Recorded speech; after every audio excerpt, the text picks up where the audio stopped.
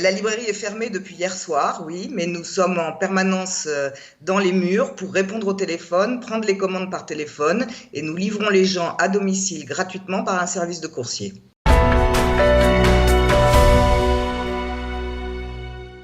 Pendant Shabbat, on lit, bien entendu aussi. Bien sûr. Et donc, là, je crois que pendant Shabbat et puis pendant toute la semaine, je crois qu'on va donc lire. Donc, on a besoin de livres, on a besoin de recommandations. Livre par jour. Ça, c'est clair. Et donc, je suppose qu'on est. Elle est en ligne, elle est en ligne, elle est là, Nathalie. Skype. Bonjour, Nathalie. Bonjour, exactement. Nathalie. Comment ça va? Très bien. Merci. Comment se passe cette période pour vous, Nathalie? C'est un petit peu compliqué. Quand il y a des grands événements comme ça, il faut s'organiser. Donc, on s'est organisé, on a fermé au public, mais donc on assure une permanence. La librairie est fermée aujourd'hui? La librairie est fermée depuis hier soir, oui, mais nous sommes en permanence dans les murs pour répondre au téléphone, prendre les commandes par téléphone et nous livrons les gens à domicile gratuitement par un service de coursier. Ah, mais c'est ça, c'est une bonne nouvelle, formidable. Alors, on peut donner le numéro de téléphone, Nathalie? 02 624 44 12. Et si les lignes sont occupées, il ne faut pas hésiter à nous envoyer un mail qu'on traitera au plus vite sur notre mail lib@viceversalib.com. Une vraie Israélienne, vous avez réagi de la même façon que tout le pays, comme un seul homme a réagi. Donc voilà, c'est 02 624 24 12. Donc si 624 44 12. Ah, 44 12. 624 44 12. Donc si vous avez envie d'un livre en français pour cette période où on va être beaucoup à la maison, c'est le moment de choisir. Alors, vous allez nous faire des recommandations. Mais bien sûr, elle a 2 livres à nous présenter. Je crois que vous avez choisi 2 livres que vous avez beaucoup aimés, que vous avez trouvé drôles, parce que vous avez envie de vous changer les idées, vous aussi, Nathalie. Absolument, absolument. Alors aujourd'hui, j'ai eu envie de faire un focus livre de poche, parce qu'il y a eu beaucoup, là, ces derniers mois, de nouveautés poche. Et le premier que je voudrais vous présenter, c'est Avant que les ombres s'effacent de Louis-Philippe d'Alembert, qui est dans la collection Grand Roman Point et qui est sorti poche en 2018. Alors pourquoi ce livre en particulier? On avait déjà parlé dans le Sefer du libraire du roman de Catherine Bardon, Les Déracinés, qui relatait l'histoire d'une famille juive en République dominicaine. Et cette histoire m'avait beaucoup marqué et m'a donné envie de creuser un petit peu. Alors, dans le roman que je vous présente, on découvre une chose totalement méconnue, c'est que Haïti, en 1939, adopte un décret-loi qui octroie la naturalisation haïtienne immédiate à tous les juifs désireux de l'obtenir. Et à partir de ce pan méconnu de l'histoire, le romancier haïtien, Louis-Philippe d'Alembert, a écrit ce roman qui, je dois dire, est formidablement enlevé. C'est un romancier de grand talent qui allège le poids des tragédies qu'il parcourt, des tragédies du XXe siècle, de la Pologne où naît son héros, en passant par l'Allemagne jusqu'à Port-au-Prince où ce héros vit ses derniers jours. Alors il s'agit d'un médecin juif polonais qui est né à Łódź en 1913, Ruben Schwarzberg. Il est émigré en Allemagne, il découvre par hasard cette histoire d'accueil en Haïti et il devient citoyen haïtien en 1941. Il ne quittera plus l'île de Toussaint Louverture jusqu'à sa mort. C'est un havre assez improbable, mais il y a construit toute sa nouvelle vie. Et il va raconter toute une nuit durant à sa petite cousine son histoire tumultueuse, puisqu'elle vient avec une ONG israélienne en 2010 pour porter secours à la ville détruite. Alors, c'est une traversée épique et absolument délicieusement rocambolesque de la Seconde Guerre mondiale. Il faut savoir que le romancier est un érudit, donc tout ceci s'inspire de faits réels, mais il a une façon de narrer cette histoire, de faire se croiser les cultures. Il a une grosse expérience du nomadisme aussi. C'est vraiment un livre passionnant, beaucoup de tendresse, beaucoup d'humour, et il excelle à installer les ambiances. On s'y croirait, que ce soit l'immeuble familial à Berlin, que ce soit le bal nègre, que ce soit les soirées poétiques. Il incarne ses personnages dans une langue extrêmement tonique.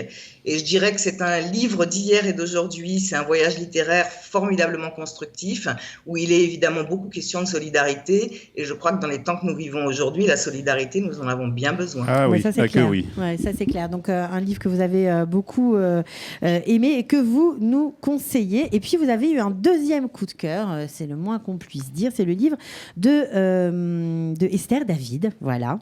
Le livre de Rachel. Voilà, exactement. Alors, il est sorti dans la collection J'ai lu cette année. Et j'ai vraiment adoré ce livre parce il a un petit côté improbable, délicieux. Alors, Rachel est la dernière habitante juive de Danda, un village qui est proche de Bombay. Son mari est mort, ses 3 enfants ont choisi de s'installer en Israël, mais elle est très attachée aux traditions, à la terre de ses ancêtres. Donc, elle a décidé de rester et elle s'occupe toute seule de la synagogue qui est désormais vide. Et puis apparaît dans ce paysage, en apparence très tranquille, un promoteur qui a décidé rien moins que raser la synagogue pour installer un complexe hôtelier. Alors, ce qui est vraiment passionnant dans ce roman, c'est que Rachel, qui est en apparence très fragile, devient une véritable battante. Et avec quoi elle va se battre ? Avec ses talents culinaires. C'est avec ses talents culinaires qu'elle amadoue ses adversaires, même les plus farouches. Pas mal. Voire même qu'elle infléchit le cœur des hommes. Avec sa cuisine. Donc, oui. Il n'y a rien d'étonnant en même temps. Hein.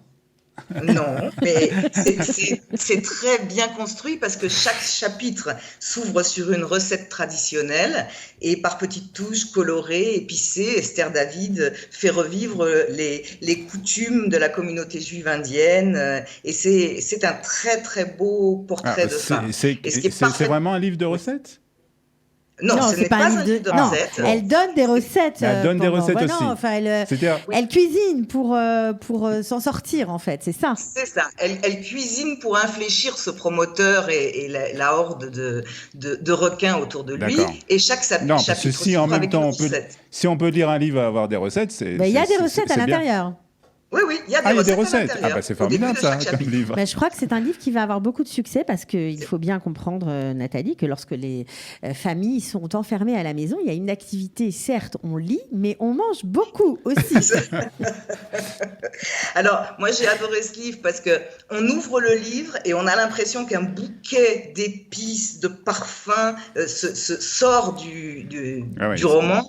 C'est à ce point bien écrit qu'on peut renifler chaque plat qu'elle présente. Surtout si c'est des recettes indiennes, c'est très très épicé. Oui, c'est très très épicé, très curry, très tout ça. Voilà, alors, en tout cas, Nathalie, à moins que vous aviez d'autres recommandations, Cathy nous a annoncé hier que le livre La peste d'Albert Camus avait eu un grand succès ces derniers jours, en particulier en France. Est-ce qu'on vous l'a demandé plus que d'habitude ? Non, pas du tout. Non. Pas du tout. Non. Dans les classiques, en ce moment, on me demande plutôt, je sais pas, on a des fans d'Apollinaire, j'ai des demandes un peu comme ça, mais de poésie. J'ai eu plusieurs demandes de poésie ces derniers temps. Et la poésie doit apaiser un petit peu l'anxiété dans ces moments difficiles. Exactement.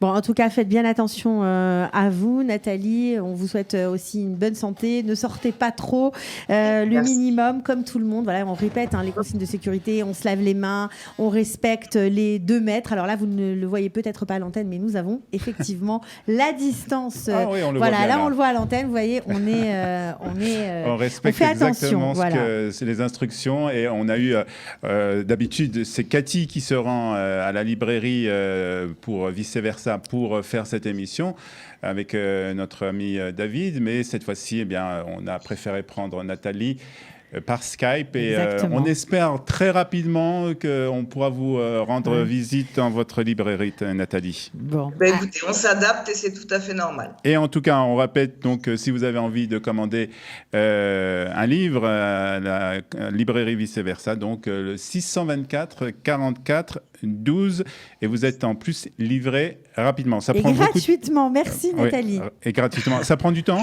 Alors, on va voir.